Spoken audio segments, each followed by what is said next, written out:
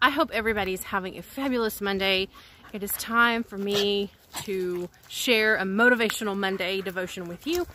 And today I'm going to share something that happened to me last week. I have it written down. I'm going to share it with you just as I wrote it. Now, it was a type of vision, and I shared it with others. I also shared it with Patrick, who interpreted it for me. So last Thursday, this happened at 5:30 a.m. So I'm going to read it to you as I wrote it. 5:30 a.m.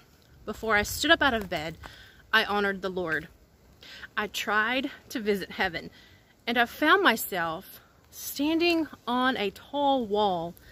At first, I thought it was the gold paved road, like the streets in heaven.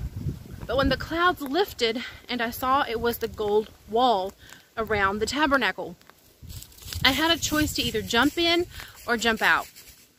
I jumped in and ran to the entrance. The entrance had massive purple fabric walls that were almost like animal hides hanging. I went in, walked straight to the Holy of Holies. When I pushed back the heavy fabric, I could not walk straight in. The light was blinding. I bent down on my hands and knees and crawled in. I crawled in with my head down. And then I crawled in and I crawled out. When I crawled backwards out of the room, the upper part of my body had a cloudy, transparent remnant covering me. I wondered if it was a type of veil from the glory, like Moses. As I walked out, I could see things differently through the hazy veil. I saw angels standing watch. I saw demons riding on people's backs. I wondered why the angels weren't doing anything about the demons on people. And the Lord said, they work through prayer. That was it. It ended. Now, when I was having this experience, when I tried to crawl in, the light was so intense that I couldn't. I could not go in. So Patrick's interpretation of it was that I had been holding myself back. I had been holding myself back so much that I was now not even in the court, but I was standing on the wall.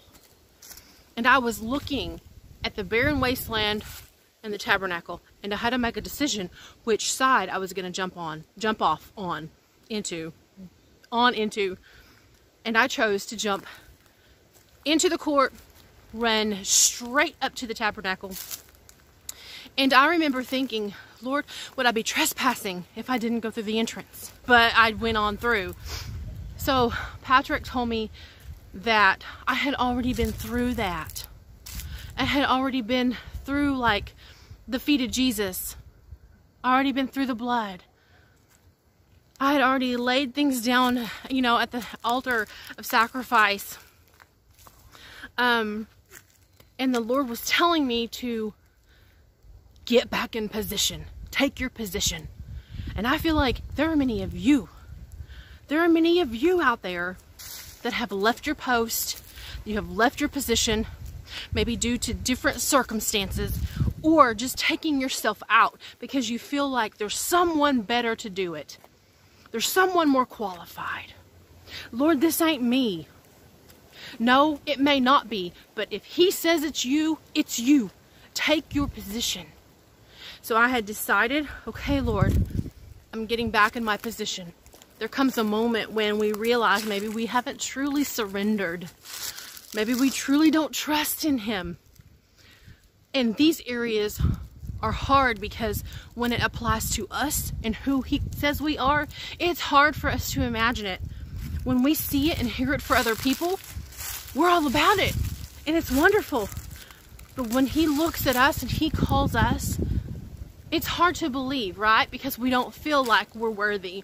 We feel like there's someone better to do it. But He knows what's inside of you because He put that inside of you. Before the foundation of the world, He spoke into you and over you. He knows what gift you have. He knows your talents. And He knows where your position is. So I'm telling you today, if this is you, if you've been like me and you've held yourself back thinking that there was other people better to do the job, Get back in your position. Okay, guys, that's the end of it. Thanks for watching. I hope it blessed you. Have an amazing day.